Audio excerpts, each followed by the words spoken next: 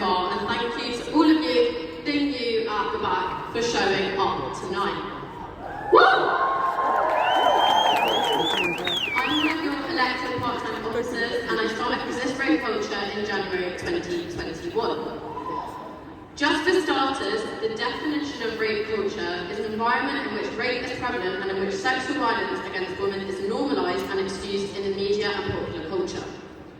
Now, I want to put our discussion tonight in the context of the wider society and world in which we live in, because we do live in a rape culture.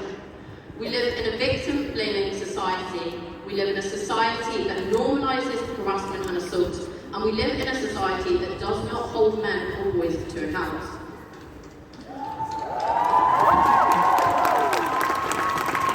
I'm angry about this. I'm angry that I'm not safe when I leave the house. I'm angry that it will be deemed my fault if something should happen. But I'm not even safe at home.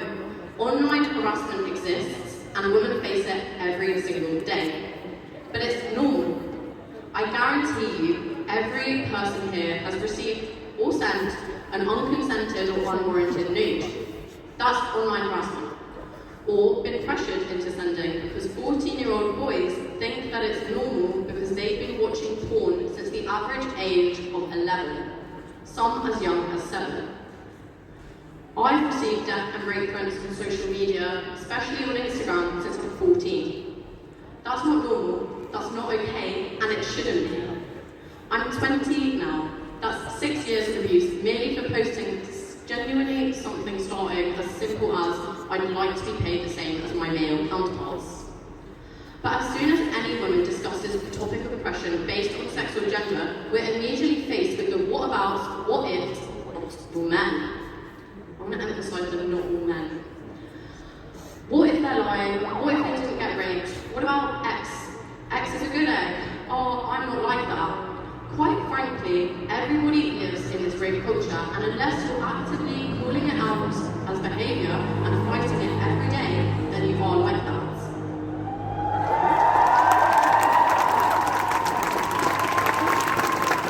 If you allow your best friend to joke about rape, or to show you his new girl's nudes, or make misogynistic comments, then you are like that. It starts with you.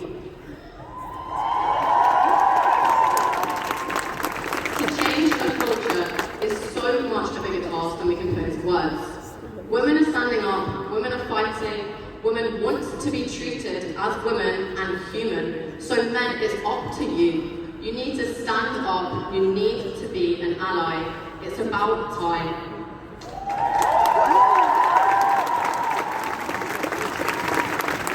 What about the false accusations? Well, there genuinely is less than 2% of fake accusations. So what about the 98% of women who have had the courage to come forward yet immediately get dismissed? What about them? What about how the Home Office manipulate data to make it look like they're prioritising gender-based violence? Conviction rates may have increased by 5%, but prosecution rates fell by 30%. So what about the women who are told that their case isn't good enough to go through to prosecution? What about how only 1.9% of reported rapes end in prosecution? It's the 45th anniversary since the first Reclaim the Night. 45 years, and what's changed? Are women safe to walk in the dark? No, but we deserve to be safe. We have, and we always will. We deserve to be treated and seen as human beings, not animals and not objects.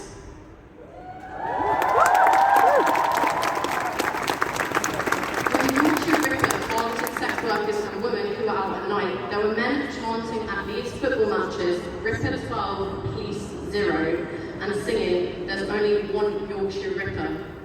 Our safety, or lack of, is not something to joke about. 97% of women and girls have been found to be harassed, but I genuinely think that it's 100%. But again, we're taught as children that boys will be boys and girls have to put up with it. The first 5 years are the most influential when growing up, so we really need to be ingraining and teaching a consent-based culture from day one. A woman is not someone's wife, sister, mother, daughter, deserves to be treated as such with respect. End of. When you describe a woman, do you describe her as smart, caring, does she have a beautiful soul, is she strong, is she powerful? Or do you describe a woman as what she does for you? Does she cook for you? Does she clean for you? If you ask a man to describe their parents, how they describe their father is significantly different to how they describe their mother. But my point being, so much women's rights activism is performative, and we need to continue to hold them to account. I will not give you a well done, job done, pat on the shoulder if you now provide cycling kits. If you're not also simultaneously telling men and boys that the behaviour is not okay, not teaching consent in primary schools, which you should be, and not holding perpetrators to account with zero tolerance. And I mean zero.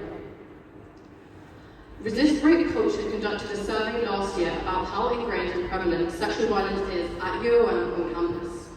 If you haven't, or you would like to read our report, you can do so, and the link is in our bio of our Instagram, which is @ResistRapeCulture. We're doing a survey number 2, which has been launched today.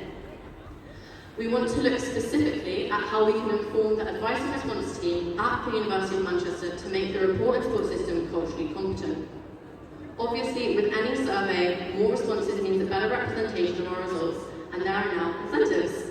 We have 2 £25 vouchers that you can win if you complete the survey.